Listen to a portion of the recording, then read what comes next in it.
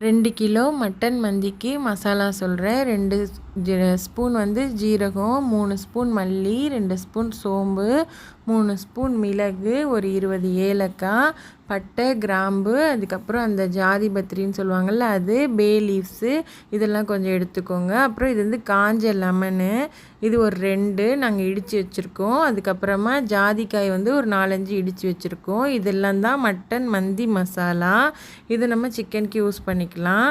இந்த மசாலா மட்டும்தான் நம்ம மந்தியில் யூஸ் பண்ண போகிறோம். வேறு எந்த மசாலாவும் போட போகிறது கிடையாது. இதை நல்லா ட்ரை ரோஸ்ட் பண்ணி மிக்சியில் நல்லா பொடியாக அரைச்சி வச்சுக்கோங்க. அதுக்கப்புறமா வந்து மட்டன் எடுத்துக்கோங்க 2 கிலோ. அதில் வந்து உப்பு போட்டுட்டு இஞ்சி பூண்டு பேஸ்ட்டு ஒரு 2-3 ஸ்பூன் போட்டுக்கோங்க.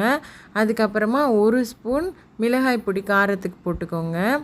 அப்புறம் இதெல்லாம் போட்டு நல்லா பெரட்டி ஒரு 3 மணி நேரம் 4 மணி நேரம் ஊற விட்டுருங்க. எவ்வளோ நேரத்துக்கு நமக்கு மட்டன் ஊறுதோ அந்தளவுக்கு உப்பு காரம்லாம் கறியில் நல்லா பிடிச்சி டேஸ்ட்டாக இருக்கும். அதனால் கொஞ்சம் நல்லா டைம் கொடுத்து ஊற வைங்க. அதுக்கப்புறம் இந்த கறி வந்து குக்கரில் போட்டு வேக வைக்கணும். அப்படியே இந்த மசாலா எல்லாத்தோடையும் சேர்த்து. எங்ககிட்ட இவ்வளோ பெரிய குக்கர் இல்லாதனால நாங்கள் சட்டிலே போட்டு வேக வைக்கிறோம். இது வெந்ததுக்கப்புறமா அந்த தண்ணியை நல்லா எடுத்து வச்சுக்கணும். கீழே போட்டுறக்கூடாது. அந்த தண்ணியில் தான் நம்ம சோறே ஆக்க போகிறோம். மட்டன் வேக வச்ச தண்ணியில் தான். அதனால் அந்த தண்ணியை கவனமாக எடுத்து வச்சுக்கோங்க. அப்புறம் இது நல்லா அவிஞ்சதுக்கப்புறமா நல்லா வெந்ததுக்கப்புறமா அதை வந்து எண்ணெயில் எடுத்து ஃப்ரை பண்ணணும். சாலோ ஃப்ரை பண்ணணும்.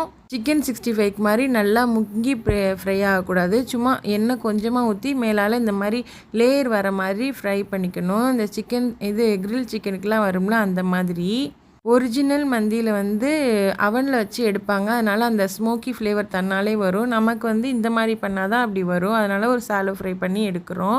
அப்புறம் பிரியாணிக்கு மாதிரி எப்பவும் போல் தாளிச்சிக்கோங்க. அந்தளவுக்கு வெங்காயம் தேவையில்லை. ஒரு 2 வெங்காயம், 2 தக்காளி, கொஞ்சம் பச்சை மிளகா, இஞ்சி பூண்டு பேஸ்ட்டு ஒரு இது.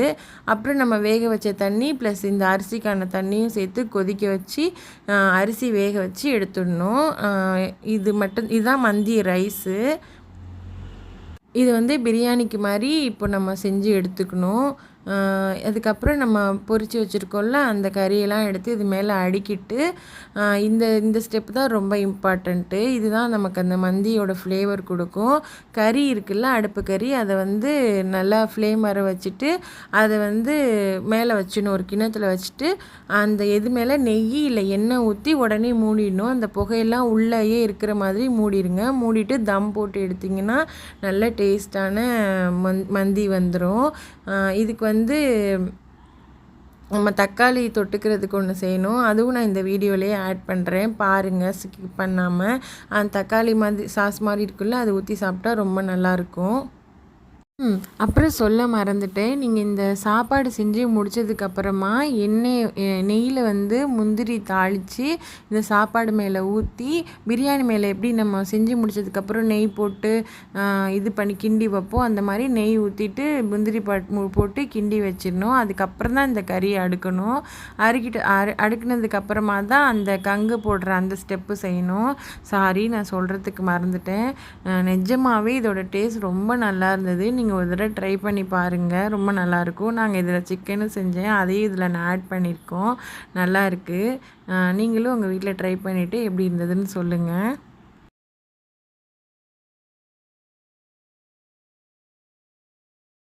தக்காளி சாஸ் மாதிரி ஒன்று கொடுப்பாங்கள்ல, அது வந்து எப்படி செய்யணுன்னா ஒரு 10 தக்காளியை நல்லா வேக வச்சு எடுத்துக்கணும். அதை வந்து தோலையெல்லாம் உரிச்சிட்டு ஒரு மிக்சி ஜாரில் போட்டுட்டு ஒரு 10 பல் பூண்டு, 2 வெங்காயம், பல்லாரி வெங்காயம்னா 2 போட்டுக்கோங்க, சின்ன வெங்காயம்னா ஒரு கையளவு போட்டுக்கலாம். அதுக்கப்புறம் வந்து ஒரு 5 பச்சை மிளகாய் போட்டுக்கோங்க.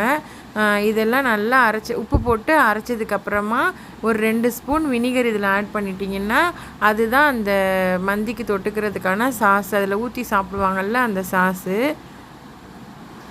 நீங்களும் உங்கள் வீட்டில் இந்த மட்டன் மந்தி ட்ரை பண்ணி பாருங்கள், ரொம்ப நல்லாயிருக்கும். இவ்வளோ நேரம் என் சேனல் பார்த்ததுக்கு ரொம்ப தேங்க்ஸ்.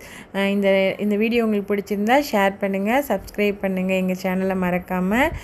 கமெண்ட்ஸும் கொடுங்க. வேறு என்ன ரெசிபி வேணும்னு கேளுங்க, நான் ஆட் பண்ணுறேன். தேங்க்யூ.